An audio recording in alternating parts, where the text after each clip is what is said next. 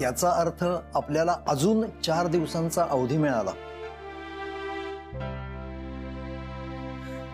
हो काका. पण राधिका, तुला तिथे काही त्रास तर झाला नाही कोर्टात? म्हणजे वकिलांनी काही उलट-सुलट प्रश्न तर विचारले नाहीत ना? नाही बाबा, अजून मला बोलायची संधी नाही मिळाली. म्हणजे बाकीच्यांची साक्ष सुरू होती. त्या बैताड्यांच्या झाल्या का साक्षी? गुरुनाथ आणि शन्या? हो, हे काही माझ्या बाजूने बोलले नाही, शन्याच्याच बाजूने बोलले. अर्थात आता यांच्याकडनं मला कुठल्याही गोष्टीची अपेक्षा नाही. अगं, तो गुरुनाथ असंच वागणार होता, त्याच्याकडनं दुसरी काय अपेक्षा करू शकतो? पण ही शन्या पण फिरली. शन्या तर बेभरोशाचीच आहे. पण मला जास्त आश्चर्य वाटलं ना ते त्या उर्मिला म्हात्रेच. म्हणजे मी जेव्हा कोर्टात पोहोचले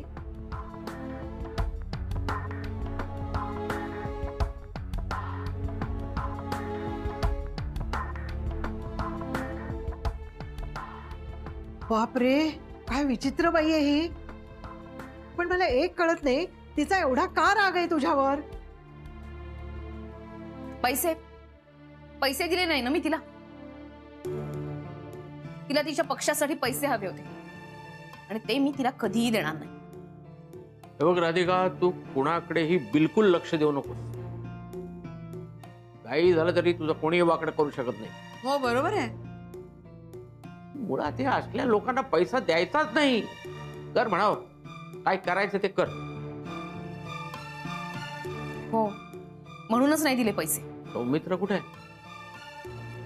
काय माहिती तो कुठे. म्हणजे ग, अगं तुझ्या बरोबरच होता ना सौमित्र? हो, माझ्या बरोबरच होता. कोर्टातनं निघताना मी त्याला सारखा फोन लावत होते. मुख्य म्हणजे त्याला कोर्टामध्ये सारखे कोणाचे तरी फोन येत होते. तो बाहेर जात होता. कोणाचा तरी फोन आला म्हणून तो बाहेर गेला आणि तो परत आलाच नाहीये. कदाचित त्याला त्याच्या ऑफिसमध्ये बोलवलं असेल, काहीतरी काम असेल.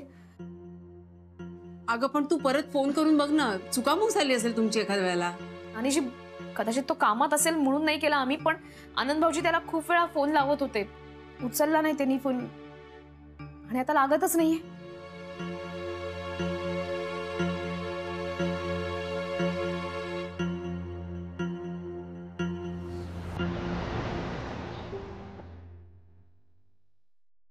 सौमित्र तरी असा कसा फोन करणार होता, अजून कसं काहीच कळवलं नाही.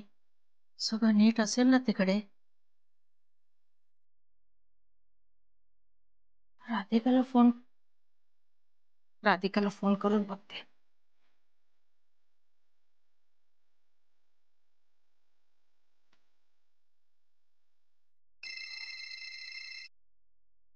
हॅलो आई. राधिका, घरी आलीस? हो, घरी आले आता. घरी आलीस? आणि तिकडे कोर्टात काय झालं ते कोणीच मला काही सांगितलं नाही. सौमित्र कुठे आहे?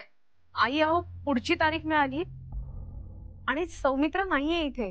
म्हणजे कोर्टात त्याला सारखे कुणाचे तरी फोन येत होते. तो बाहेर गेला, त्यानंतर आमची भेटच नाही झाली आणि फोन पण झाला नाहीये. अरे देवा, हा गेला तरी कुठे? आणि आई, आता तर त्याचा फोनही लागत नाहीये. मला असं वाटलं की तुमचा संपर्क झाला असेल. नाही ना अगं, काही फोनही लागत नाहीये त्याचा, काही कॉन्टॅक्टच नाही. काय गो हा मुलगा, काही कळवत नाही. किती ग काळजी वाटते मला याची. आई तुम्ही शांत व्हा बरं. तुम्ही नका काळजी करू. हे बाप, मी पुन्हा एकदा त्याला कॉन्टॅक्ट करण्याचा प्रयत्न करते आणि नाही झाला ना तर मी स्वतः शोधते त्याला. तुम्ही शांत राहा. पण तू मात्र सतत माझ्या कॉन्टॅक्ट मध्ये राहा. हा हो आई, मी फोन करत राहीन तुम्हाला. ओके, ठेवू?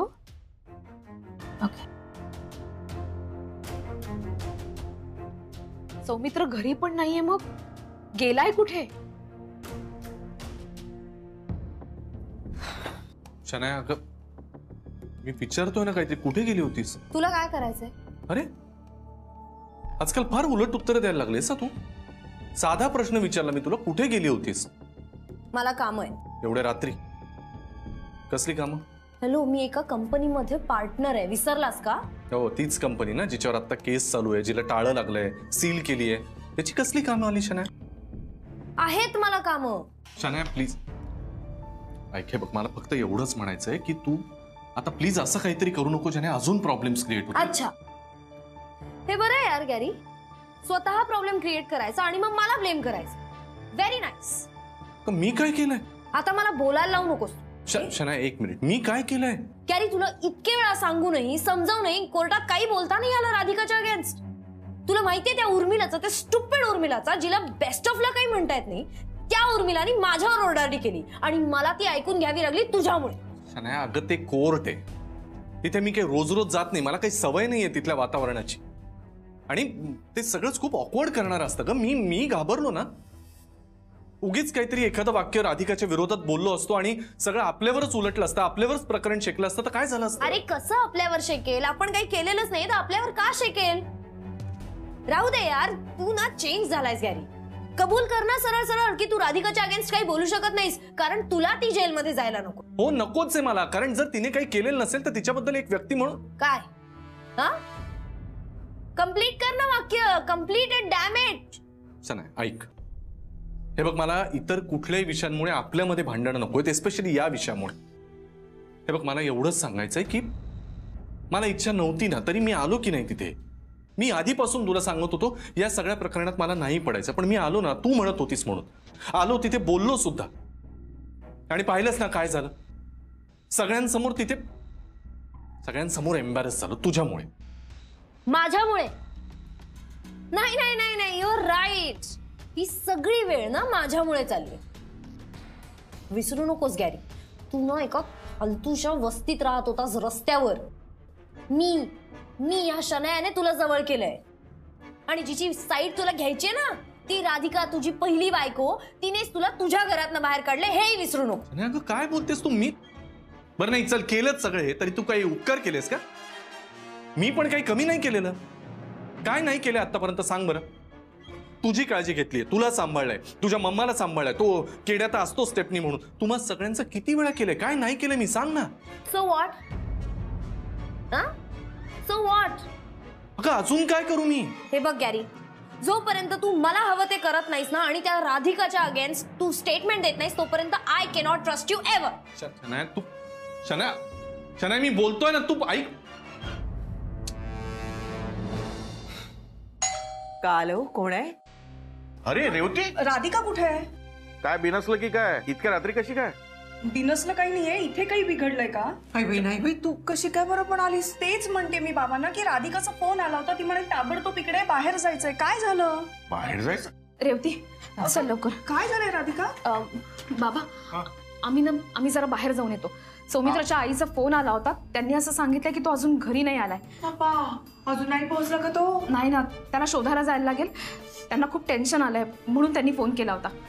बरं, मी येऊ का तुमच्यासोबत? नाही नको बाबा, आम्ही जातो. कदाचित तो इथे येऊ शकतो. तो आला तर फोन करा. हा ठीक आहे, बरं, पण सावकाश जा आणि मला फोन करून कळवा जरा वेळोवेळी. ठीक आहे, येतो आम्ही. सावकाश ग. हे कावर आता नवीन संकट येऊन ठेपलं आहे? हे काय सगळं काही कळत नाही बा राधिकाला. सगळेच पॅनिक झाले तर कसं होणार? तू शांत राहा. सौमित्रही नाही येत. अथर्वला बघ जा. कुठे गेला असेल बाई?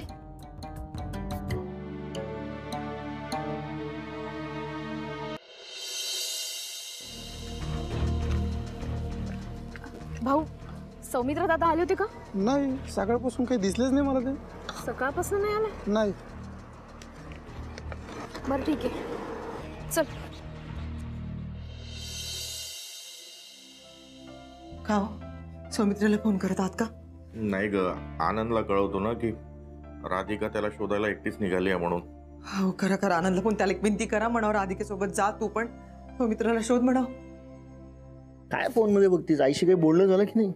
कशी आहे ती? गोव्यात वगैरे सगळं व्यवस्थित आहे ना? रोजच बोलते मी.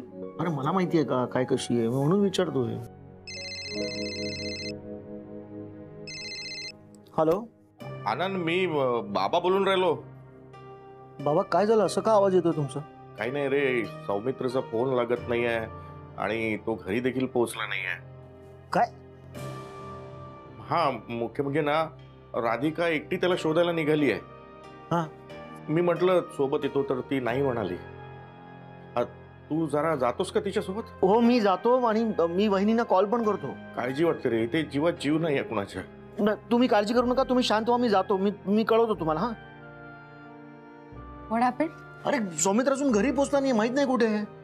म्हणजे असे कसे कुठे गेले? ते नाही माहिती, आता तो गेलाय कुठेतरी. आता वहिनी गेल्या शोधायला, मी पण निघतो. ए वेट, आय ऑल्सो कम. नाही नको, तू थांब. काही लागलं तर तुला फोन करतो, मग तू ये. तू थांब, मी पटकन चेंज करून जातो. थांब. आणखीन अशी कुठली जागा आहे का जिथे तो जाऊ शकतो? एक कॉफी शॉप आहे, तिथे तो नेहमी जातो, पण आतापर्यंत बंद झालं असेल ते. आई जगदंबे, कुठे गेला असेल हा? जिथे कुठे असेल तिथे त्याला सुखरूप ठेव. सौमित्राच्या घरून फोन आहे, घरी आला असेल तो. हॅलो आई, आला सौमित्र? नाही, फोन आला होता. फोन? मग काय म्हणाला तो? कुठे आहे? त्याचा फोन नाही. मग सिटी हॉस्पिटल मधला फोन होता. सौमित्राला हॉस्पिटलमध्ये ऍडमिट केलंय. सौमित्र त्यांना रस्त्यावर बेशुद्ध अवस्थेत सापडला. काय?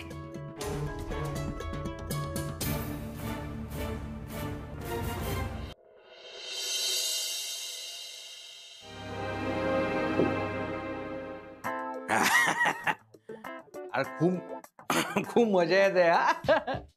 किती दिवसांनी असं मस्त बसलोय हा प्यायला. एक जोक सांगू का तुला?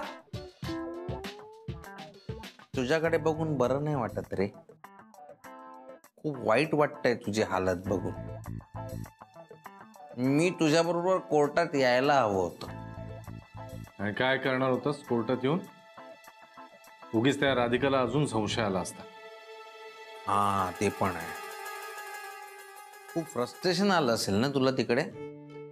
हो ना यार केड्या, एक तर या सगळ्याशी माझा काही संबंधच नाहीये. नक्की? केड्या नाही रे, काय आपली खात्री करून घेतली रे. नाही तू जसं शनायाला उल्लू बनवतो तसं मलाही बनवत असेल म्हणून. वेडा तू झाली आहे का? तुला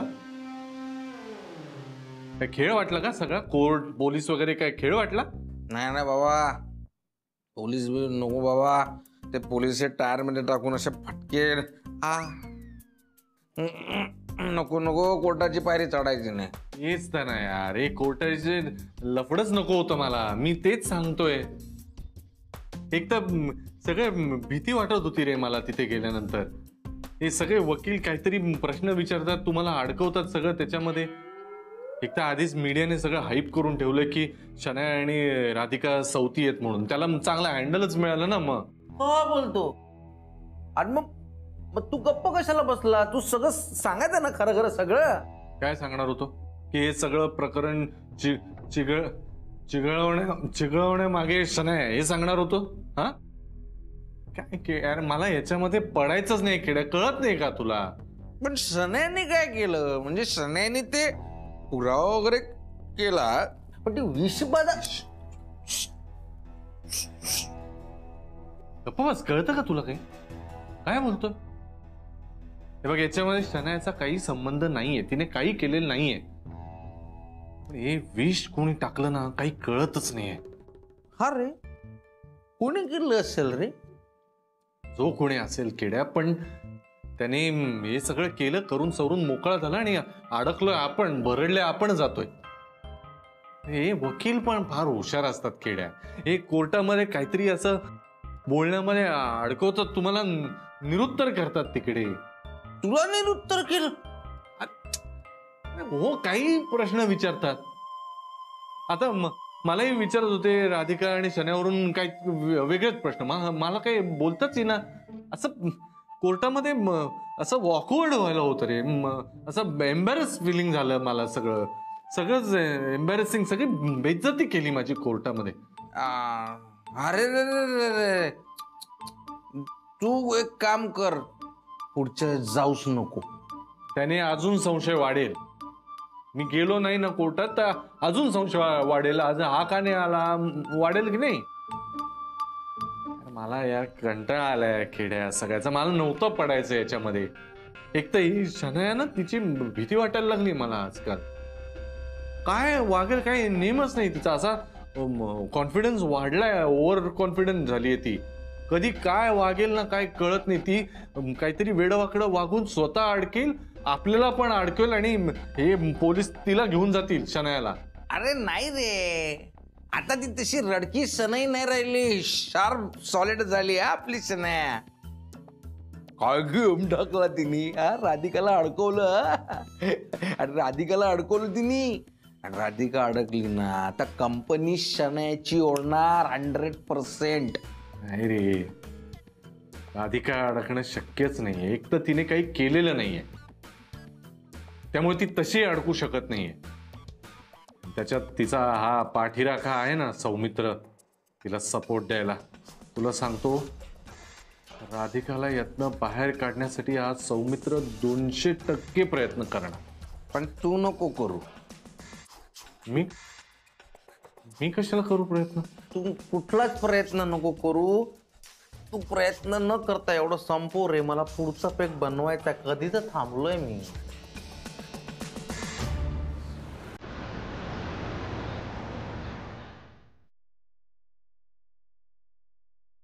काय झालं डॉक्टर? थोडं डोक्याला मार लागलाय, त्यामुळे शुद्धीवर आले नाही आहेत. पण मग आता बघूया, थोडा वेळ वाट पाहावीच लागेल. हो, पण हे सगळं कसं झालं, याला कोण घेऊन आलं, काही कळलं का? विशेष नाही, एका माणसाला ते जखमी अवस्थेत पडलेले दिसले. डोक्याला मार आहे म्हणून शुद्धीवर नाहीये. डोंट वरी, शुद्धीवर यायला हवेत ते.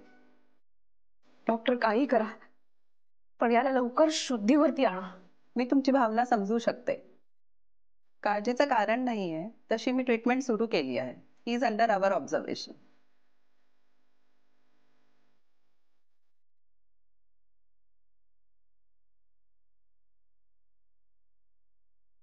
अगं, हा जखमी झाला म्हणजे याला नक्की काय लागलं?